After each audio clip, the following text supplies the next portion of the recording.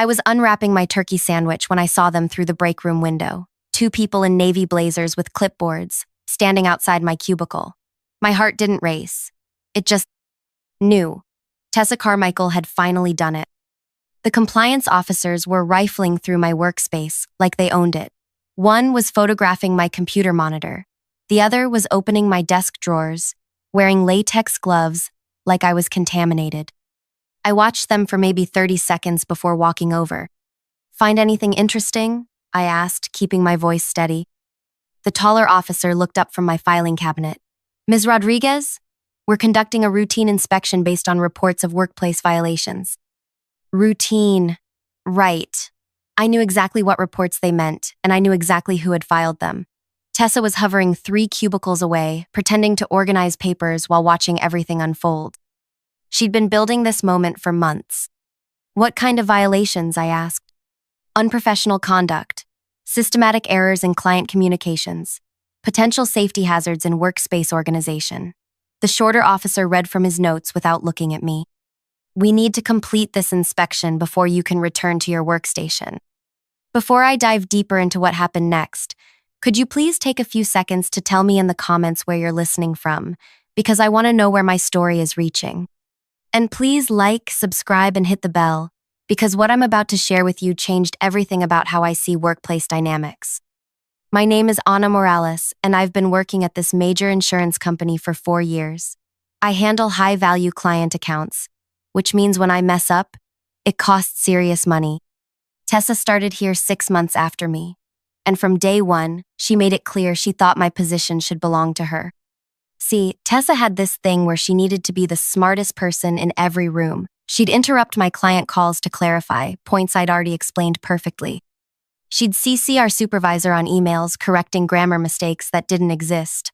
She'd volunteer for my projects and then suggest improvements that made no sense. But here's what really got under her skin. I was quiet about my successes. When I landed a major account, I didn't announce it in team meetings. When clients sent thank you notes, I didn't forward them to the whole department. I just did my work and went home. And that drove Tessa absolutely crazy because she couldn't compete with something she couldn't see. So she started watching me, really watching me. She'd note what time I arrived, when I took breaks, how long my lunch lasted. She'd walk past my desk randomly to see what I was working on. She'd ask seemingly innocent questions about my methods, then suggest I might be doing things wrong. I realized what was happening pretty early on. Tessa wasn't just competitive, she was building a case against me. She needed me to fail so she could succeed. And that's when I decided to give her exactly what she wanted. I started making tiny mistakes. Nothing major, just small inconsistencies that someone obsessively monitoring my work would notice. I'd send an email with Thursday when I meant Friday, then catch it an hour later and send a correction. I'd file something in the wrong folder, then move it the next day. I'd use effect instead of effect in internal memos, then fix it during proofreading. These weren't real errors, they were breadcrumbs. And Tessa devoured every single one. She started keeping a folder. I know because she left it open on her computer screen when she went to the bathroom, and I happened to walk by. Ana Morales, Performance Documentation. It was labeled. Inside were printed emails, screenshots of my computer screen, and handwritten notes about my patterns of incompetence. While Tessa was building her little prosecution file, I was working on something else entirely, something that would matter when the moment came. I started keeping a gratitude journal, not for any official purpose, just a personal practice I'd heard about in a productivity podcast. Every evening before leaving work, I'd write down 3 good moments from my day. A client who thanked me for solving their problem, a coworker who helped me with a difficult calculation, a supervisor who complimented my presentation. Just simple, genuine appreciation for the positive interactions that made my job worthwhile. I kept this journal in my desk drawer right next to my regular work supplies. Nothing hidden or secret about it. Just a small leather notebook where I recorded moments of professional gratitude. The entries were honest and specific. Daniel Cho from accounting stayed late to help me understand the new billing software. His patience made a frustrating day so much better. Client Mrs. Patterson called just to say how much she appreciated my follow-up on her claim. It's moments like these that remind me why I love this work. Alicia brought coffee for the whole team during our budget meeting. Small gestures like this make our workplace feel like a community. Month after month, I filled pages with these observations. Every person who showed kindness, professionalism, or excellence earned a mention. Every positive interaction, no matter how small, got documented with the date and a brief description of what made it meaningful. What I didn't realize at the time was that I was creating an accidental audit of workplace relationships. As I wrote these entries, a pattern emerged that I hadn't noticed before. Some people appeared constantly. Daniel Cho from accounting showed up dozens of times for his helpful explanations and collaborative spirit. Alicia from human resources earned frequent mentions for her thoughtful gestures and professional guidance. Even our strict supervisor, Mr. Walsh, appeared regularly for his clear feedback and fair treatment of the team. But one name never appeared. Not once. In 18 months of gratitude journaling, through hundreds of entries documenting positive workplace interactions, Tessa Carmichael had never done a single thing worth acknowledging. Not one helpful gesture. Not one professional courtesy. Not one moment of genuine collaboration or kindness. I hadn't planned this. I wasn't trying to exclude her. But as I reviewed my journal entries, the truth was undeniable. Tessa had never contributed anything positive to anyone's work experience. She existed in our office like a black hole, consuming energy and attention without generating any warmth or light in return. 6 months after I started the journal, Tessa made her move. It was a Tuesday morning when she requested a meeting with our supervisor and the compliance department. She presented her carefully organized folder of my performance issues and requested a formal investigation into my work quality and professional conduct. Ana Morales has demonstrated a pattern of errors and unprofessional behavior that puts our client relationships at risk, she told them. I've been documenting these issues because I care about our team's reputation and our company's standards. Mr. Walsh listened to her presentation, reviewed her evidence, and agreed to authorize a compliance inspection. Standard protocol required that I be notified, but Tessa specifically requested that the inspection happen while I was at lunch so I wouldn't have the opportunity to prepare my workspace or hide evidence of violations.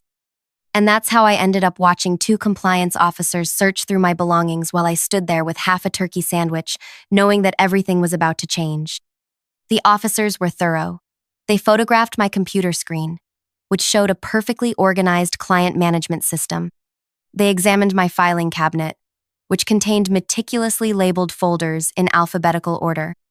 They reviewed my email correspondence, which demonstrated clear, professional communication with both internal teams and external clients.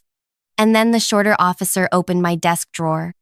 "What's this?" he asked, pulling out my gratitude journal. "Personal notes," I said. "Just some thoughts about work." He flipped through a few pages, reading quietly. Then he looked at his partner and nodded toward something I couldn't see. They were having a silent conversation with their eyes. "Miss Rodriguez," the taller officer said, "would you mind if we reviewed this notebook more thoroughly? It appears to contain workplace observations that might be relevant to our investigation." "Of course," I said. "Take all the time you need." What happened next was something I'll never forget as long as I live. The officers sat down at my desk and began reading my journal from the beginning. They weren't scanning quickly. They were studying each entry carefully, sometimes pointing at specific passages and whispering to each other. 5 minutes passed, then 10, then 15. Other people in the office started noticing. Work conversations quieted as colleagues realized something significant was happening at my cubicle. Tessa moved closer, trying to see what the officers were reading that held their attention so completely. After 20 minutes, the shorter officer looked up at me with an expression I couldn't quite read. "Ms. Rodriguez," he said slowly, "how long have you been keeping this journal?" "About 18 months, I replied. "And these entries are all authentic? You're not exaggerating or fabricating positive interactions for any particular purpose?" The question surprised me. "No, of course not. Those are just genuine moments of appreciation. I write them down because focusing on positive experiences helps me enjoy my work more." The officers exchanged that look again. Then the taller one stood up and walked over to where Tessa was pretending to organize files. "Miss Carmichael," he said, "could we speak with you privately for a moment?" I watched Tessa's face change as she realized this wasn't going according to her plan. The officers weren't arresting me or confiscating my computer. They were asking to speak with her. The three of them walked into the small conference room at the end of our floor. Through the glass walls, I could see them talking, but I couldn't hear what was being said. Tessa's expression shifted from confident to confused to something that looked like panic. They were in there for almost 30 minutes. When they finally emerged, Tessa looked like she'd been crying. The officers returned to my desk, where I'd been sitting quietly, answering emails and trying to process what was happening. "Ms. Rodriguez," the shorter officer said, "after reviewing the evidence presented to us and conducting our own examination of your workspace and documentation, we're closing this investigation with no findings of misconduct or policy violations." Relief flooded through me, but I could tell there was more to say. "However," the taller officer continued, "we do want to discuss some concerns that came to light during our review." He opened my gratitude journal to a page near the middle and showed it to me. "In 18 months of documenting positive workplace interactions, you've mentioned 63 different people by name. Colleagues, supervisors, clients, vendors, security guards, cleaning staff, 63 people who made your work experience better in some way." I nodded, not sure where this was going. "Ms. Carmichael's name appears 0 times in your journal." The words hung there between us. I looked at my journal, then at the officers, then toward the conference room where Tessa was still sitting alone. "That wasn't intentional," I said quietly. "I just write down moments of genuine appreciation. If someone doesn't appear in my journal, it's not because I was trying to exclude them, it's because—" I couldn't finish the sentence. Because saying it out loud would make it real, and I wasn't sure I wanted that responsibility. "Because they never did anything worth appreciating," the shorter officer completed. "We understand, and we think Miss Carmichael understands now too." They closed my journal and handed it back to me.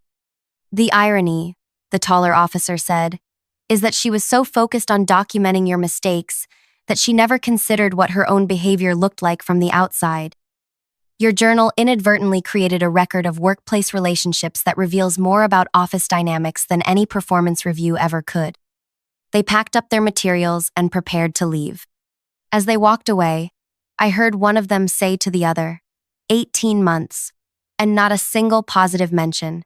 Can you imagine being that consistently? They were too far away for me to hear the rest. I sat at my desk, holding my gratitude journal and trying to understand what had just happened.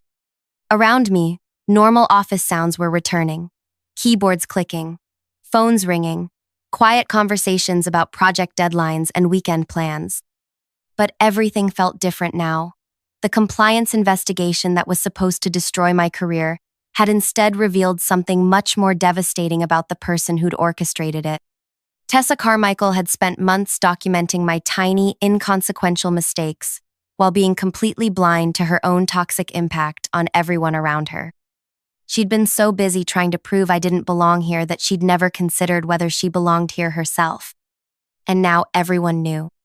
I didn't see Tessa for the rest of that day. She disappeared from the conference room sometime while I was answering client calls, and her cubicle stayed empty until closing time. I figured she'd gone home early, maybe to process what had happened, or maybe just to avoid the sideways glances from coworkers who'd witnessed the whole thing. But the next morning, she was back, and she was different. Tessa arrived exactly at 9 o'clock, said quiet hellos to people who greeted her, and sat down at her computer without her usual performance of bustling importance. No dramatic sighs about her workload. No loud phone conversations meant to demonstrate her expertise. No walking around the office offering unsolicited advice about other people's projects. She just worked, quietly, like the rest of us.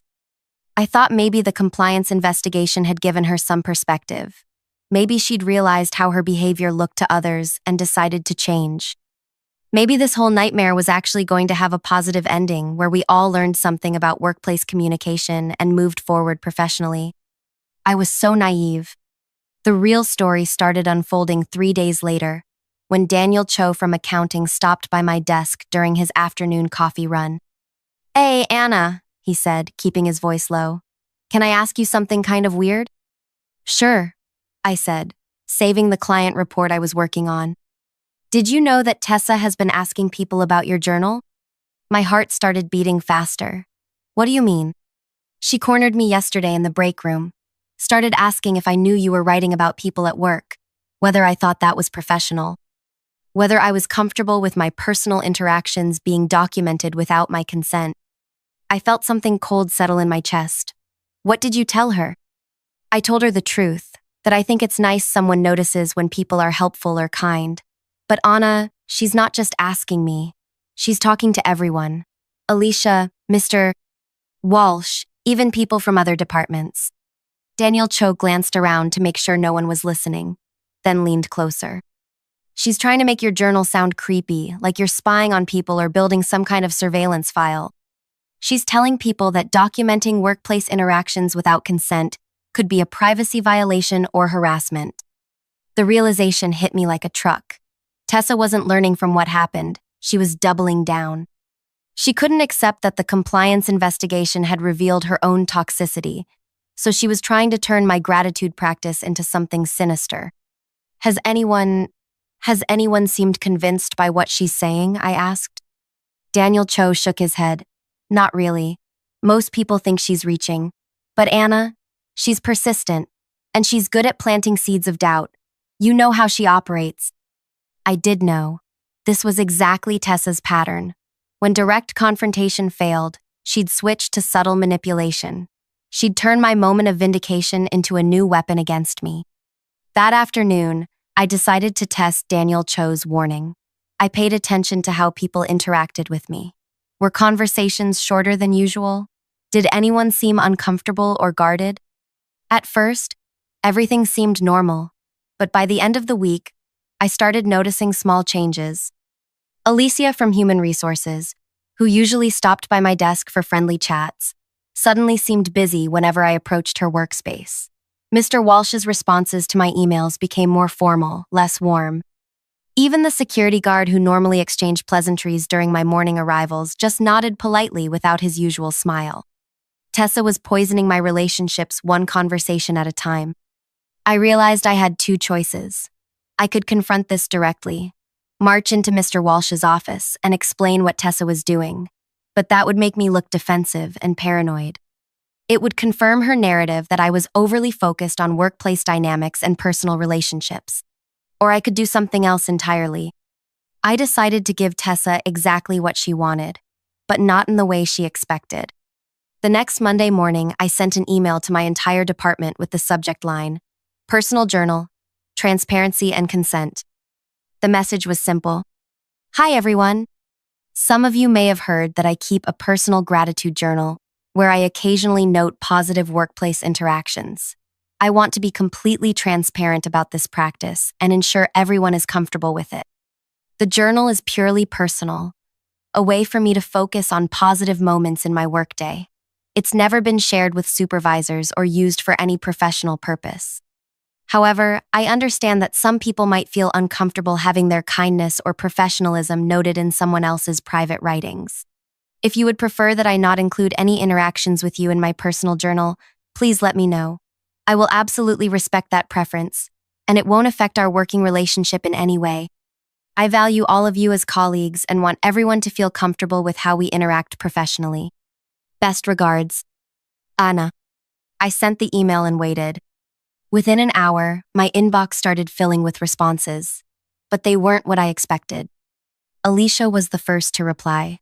"Anna, I had no idea you were writing about positive moments at work, but I think that's wonderful. Please don't stop including me. It makes me happy to know that small gestures matter to people." Then Daniel Cho, "Keep writing. If more people focused on appreciation instead of complaints, this would be a much better place to work." Mr. Walsh sent a longer response. "Anna, your gratitude practice sounds like an excellent way to maintain a positive perspective in a demanding work environment. I appreciate your transparency and professionalism in addressing this matter directly." One by one, my colleagues responded with support, curiosity, and encouragement. Several people asked if I had any tips for starting their own gratitude practices. Others shared stories about how small acts of workplace kindness had impacted their own careers. By the end of the day, I had 37 responses. 36 of them were positive, supportive, and grateful to be included in my journal. One person didn't respond at all. Tessa's silence was deafening. While everyone else was celebrating the idea of workplace gratitude and mutual appreciation, she couldn't bring herself to engage with the conversation. Because engaging would require her to acknowledge that she'd been wrong about my journal, wrong about my motivations, and wrong about how our colleagues would react. But the most devastating part was yet to come. Over the next week, something beautiful started happening in our office. People began practicing gratitude more openly. Alicia started leaving thank you notes on people's desks when they helped her with projects. Daniel Cho brought cookies to share with the team and included a note about how much he appreciated working with all of us. Mr. Walsh began opening team meetings by acknowledging someone who'd gone above and beyond that week. The gratitude practice was spreading, and it was creating exactly the kind of positive workplace culture that everyone wanted to be part of. Everyone except Tessa. Because in an environment where people were actively looking for reasons to appreciate each other, Tessa's behavior became impossible to ignore.